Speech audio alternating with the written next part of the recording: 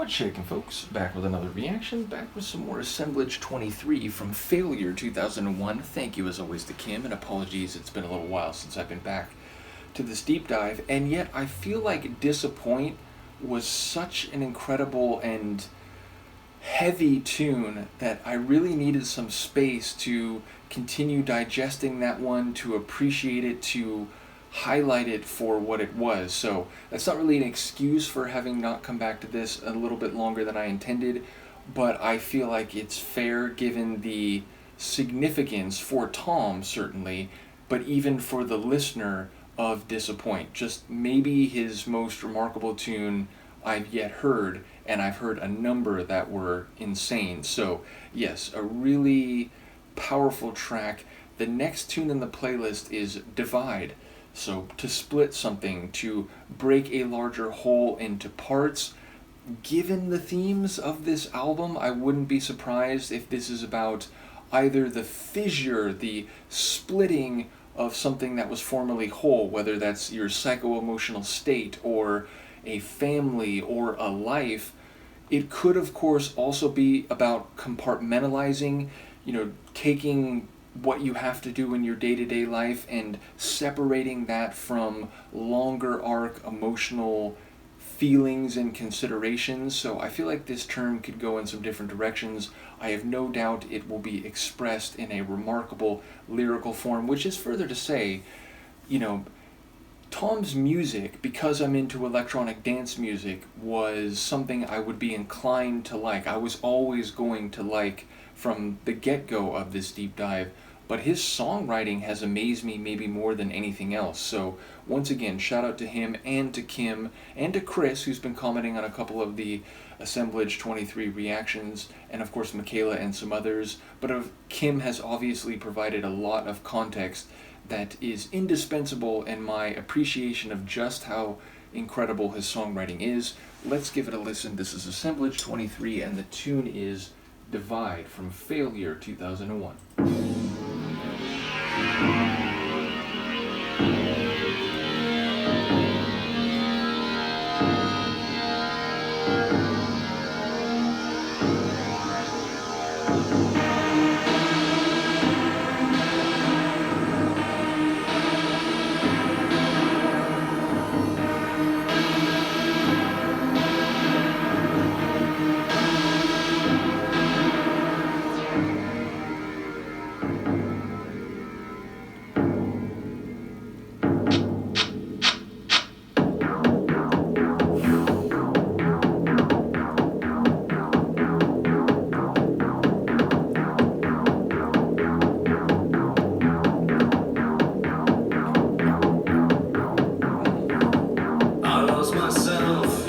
Shapeless oceans, whose depths concealed more than they showed.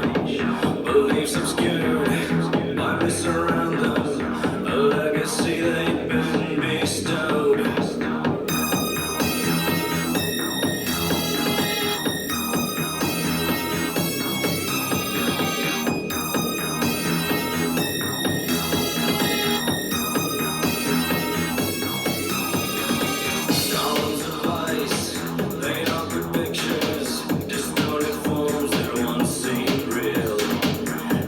Inside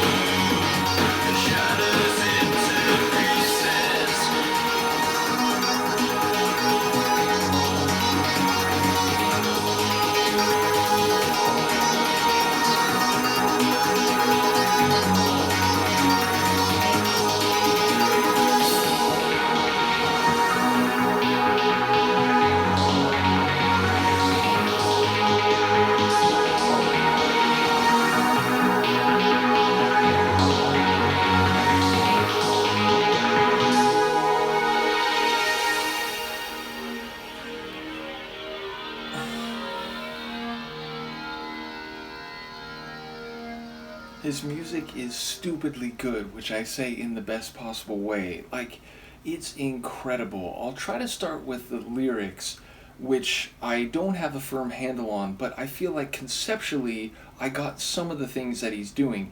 And certainly he's talking about divisions of time and space, perception, feeling. So it's like, okay, he's talking about the aftermath of something and being different after that, and also talking about like walking, like looking for others, like but going off the road. So he's like dividing time into what's happened, what's currently happening, what might happen.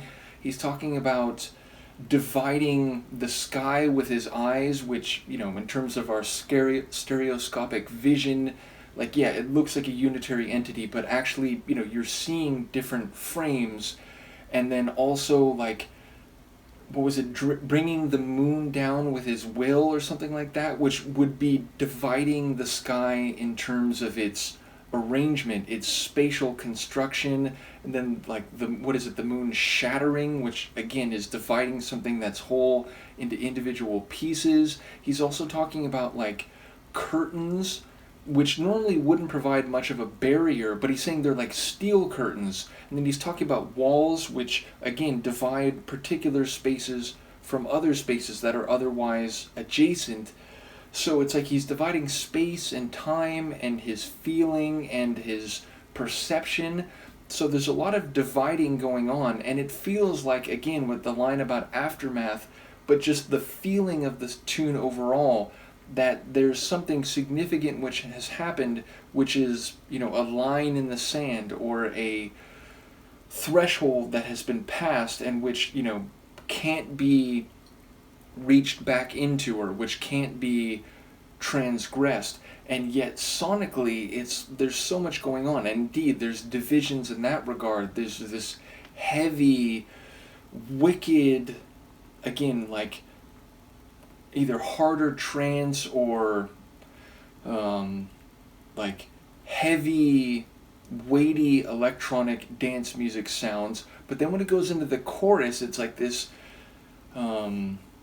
maybe not uplifting, but transgressive type of melodic flourish, which has a lot of energy and brightness to it, and is in contrast to the chorus or the verses, which again feel weightier and more wicked in sound. Then we get to that like breakdown section, which goes into this awesome breakbeat, and there's these like angelic choral synths which add a bit of like heavenly type of sound, which again I think he does make reference to heaven at some point. So yeah, that provides a new flavor. And there's that lead into the outro section where there's this like fluttering type of synth line that what's the right word, like pulsing bass line, where it's sort of going 1 2 1 2.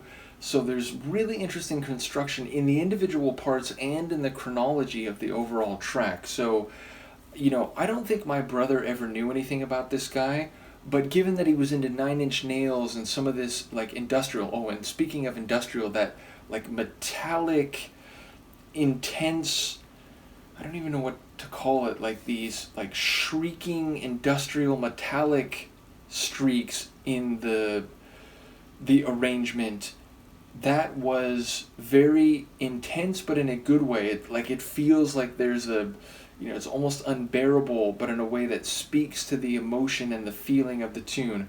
But again, to get back to what I was saying, my brother was into Nine Inch Nails, he was into wicked psytrance, like on the darker end, he was into, you know, like the Prodigy and things which have this electronic meets industrial meets wicked type of arrangement.